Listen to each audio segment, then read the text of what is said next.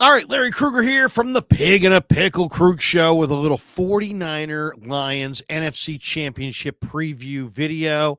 Hope you guys enjoy this one. We're brought to you by Pig and a Pickle, the best barbecue in all of Northern California. Check them out in Corte Madera and Emeryville. They're open 7 days a week from 11 a.m. till 8 p.m. Get the brisket chili.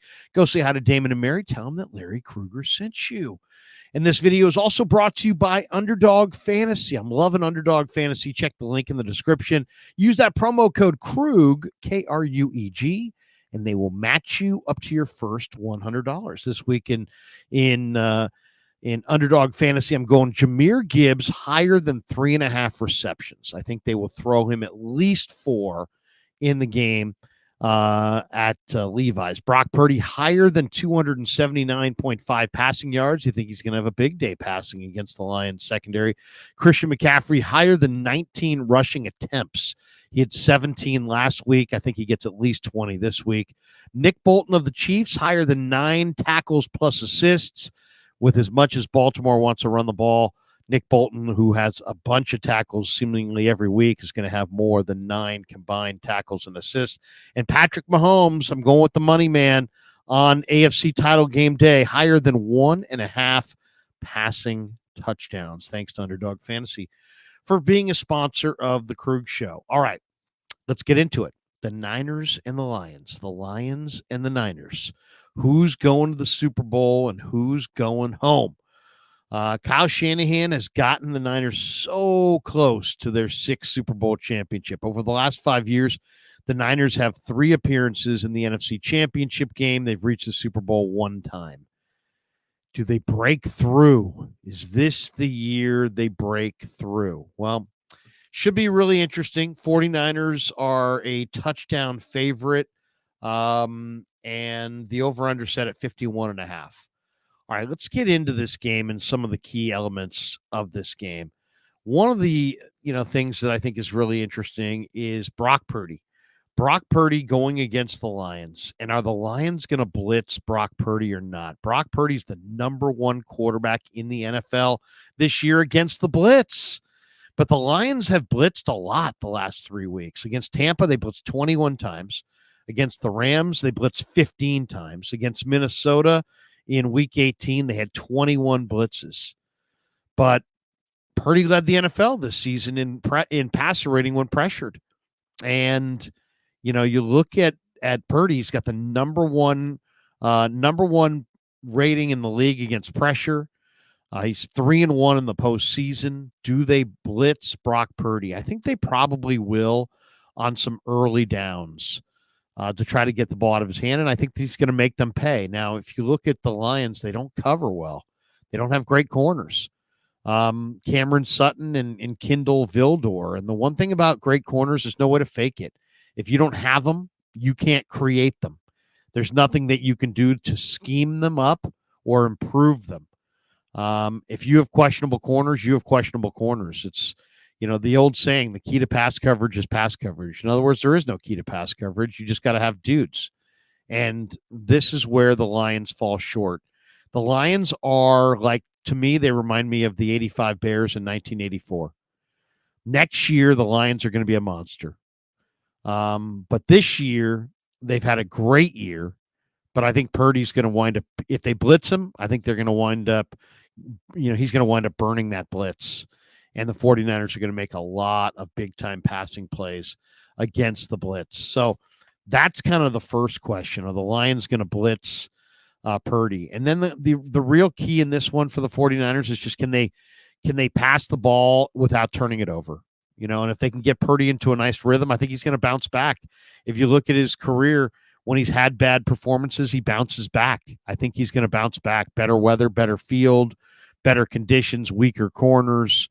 I think the other big question on the Niner offense going against this Detroit defense is how do you block Aiden Hutchinson? Aiden Hutchinson's a monster. Everybody knew it except for Trent Baalke coming out of Michigan, and he took Trayvon Walker, number 1, in front of this kid. This kid's got 8 sacks in the last 4 games. He's got a nasty spin move, an unbelievable motor. He just keeps coming. Now, how are the Niners going to deal with him? Luckily, he's on a line that doesn't have a lot of stars next to him. The former Cal Bear, Tyson Alualu, has been recalled. He's going to be playing in this game inside. Aleem McNeil's not bad, but if I'm the Niners, I slide the line protection towards McKivitz all day. I use a back to Chip Hutchinson. I make him fight through double teams, and I let Big Trent Williams go one-on-one opposite John Kaminsky or Josh Pascal all day long. And I think that will probably take care of Hutchinson. I mean, just make it so it's not a one-on-one with Colton McKivitz. Make it so it's a 2-on-1 or a 2.5-on-1, and you can do that. So, to me, that's the big question: is how do you deal with Hutchinson up front? And then the Lions also have two real headhunters in Ifeatu Melifonwu and C.J. Gardner-Johnson, and those guys hit like trucks.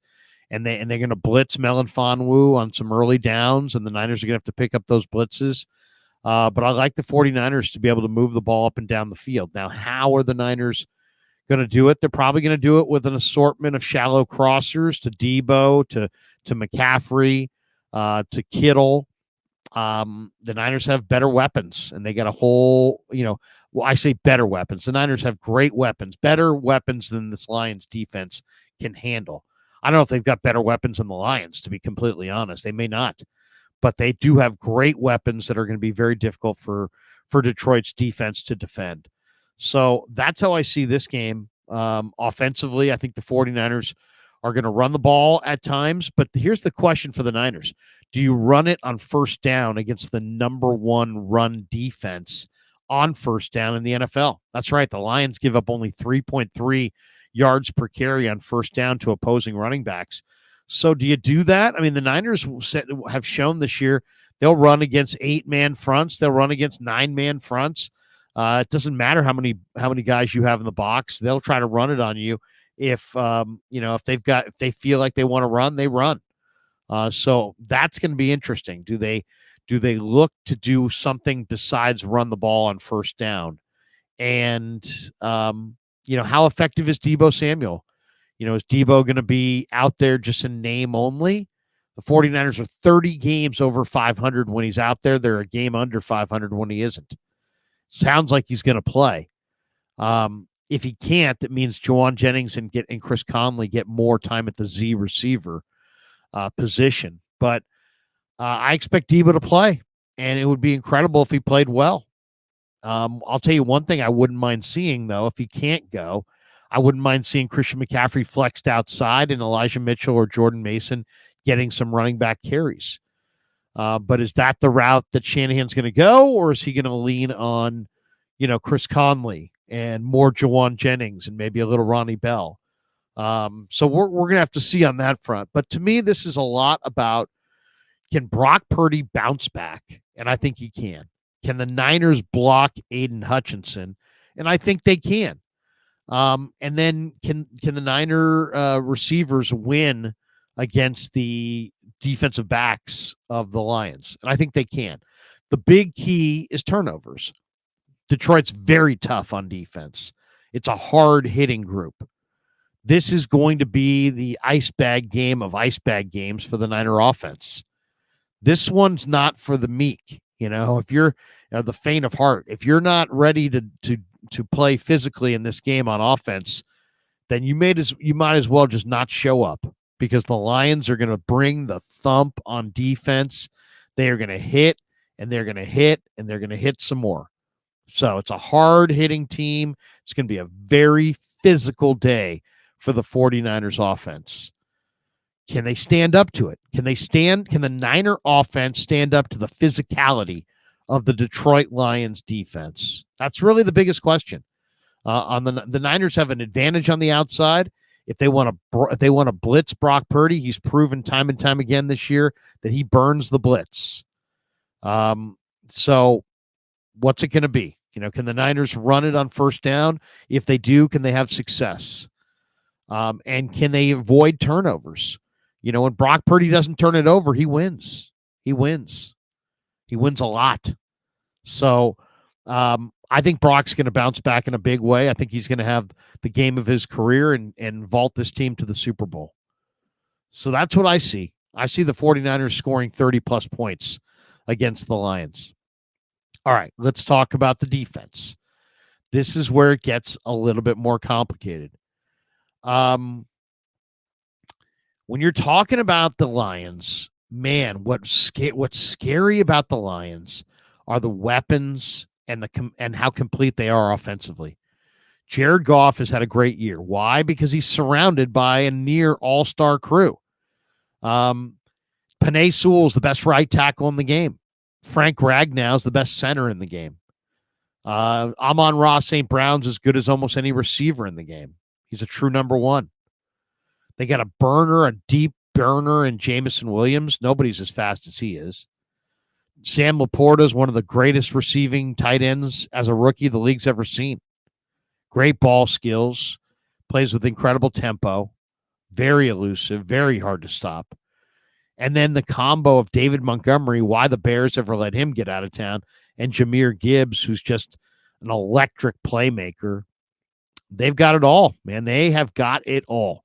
They got the power back, the speed back, the guy who can run between the tackles. You can swing it out to Gibbs, and he can take it to the house. You got Laporta, who can win one-on-one matchups. You got Amon-Ra, and Goff and Amon-Ra are an amazing, amazing combo right now. You can be draped all over Amon-Ra, and Goff still can get it in there. Reynolds is tougher than you think. Jamison Williams is a blur. He's so fast. And then, by the way, they got the best line going. Now, it's a great run blocking line, but they're 14th in offensive pass block win rate. Green Bay last week, by comparison, was second in the NFL. So I think the 49ers are going to be able to get home against Goff. The other major advantage for the Niners is that Jonah Jackson, the Lions' starting left guard, is out, and they're going to lean on Coyote Awasika at left guard, number 74. And if Javon Hargrave is worth the money they paid him, Coyote Awasika is going to have a bad day. I love the matchup inside with Armstead and Hargrave against Kawasika and an injured Frank Ragnow, who's got a back injury, a toe injury, a knee injury. I mean, he barely practiced this week. So you're not getting Ragnow at 100%. Jonah Jackson's not going to go. Awasika is more of a developmental player who's got a nice future.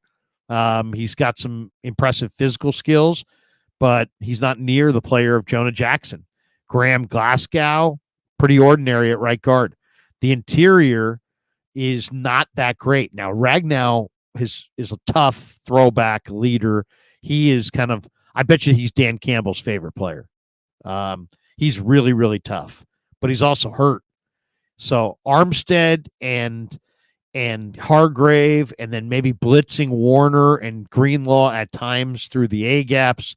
You have to put pressure in Goff's face and make a guy who can't move laterally move laterally. And if Niners can make him move laterally and pressure him in his face, the Niners are going to win this game, and he's going to turn the ball over. If he's allowed to establish a rhythm and they cannot pressure him in the A-gap, and Hargrave is a no-show, and you don't hear anything about Armstead, and they're not getting pressure up the middle against Awasika, Ragnow, and Glasgow, it could be a long day for the 49ers. It's absolutely the number one defensive key for the 49ers is pressure Jared Goff in the A-gap, make him move all day, sack him, bat balls down. Goff lives in the middle of the field. If you look at the numbers, he is fantastic in the middle of the field. If you look at that quarterback grid, where he really excels is in the middle of the field on throws between the hash marks in the 0 to 10 yard range. Goff has an NFL passer rating of 116.5, well above the league average of 90.5. On throws to that area of the field in the 11 to 20 yard range, he has an NFL passer rating of 125, which is drastically above the league average of 85.7. So it's the middle of the field in the short and intermediate window where Goff is really, really scary good. But the Niners have a pretty good defender there in Fred Warner.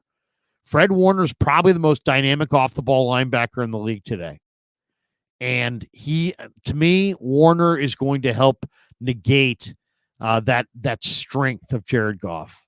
I don't believe Goff will have as much success in the middle simply because of the presence of Warner.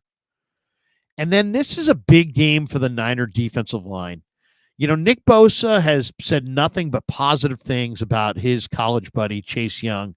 But he this week said, you know what? Chase has got to step it up, and Chase has got to win his one-on-ones. And that's really it. If they're going to slide the coverage towards Bosa and Chase Young gets one-on-ones, he's got to win those one-on-ones. He's got 20 pressures and 2.5 sacks since he came to the Niners. And that ain't good enough. So there's no question, you know, Nick Bosa against Penei Sewell is going to be, you know, an incredible battle royale. But Young is going to have to win against Taylor Decker in order to swing this game towards the Niners. There's no question in my mind. Jared Goff, when he's kept in a clean pocket, completes over 70% of his passes. When he's pressured, he completes close to 50% of his passes. It's everything. You have to get pressure on Jared Goff. Up the middle, off the edges, it doesn't matter.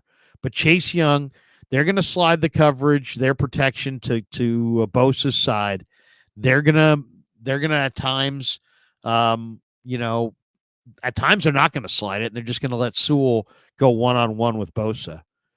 But there's no doubt that Chase Young has to be a factor. Absolutely has to be a factor in this game. And if he's not, you know, then that's going to be a major problem for the 49ers. They got to get Chase involved, and he's got to hit the quarterback.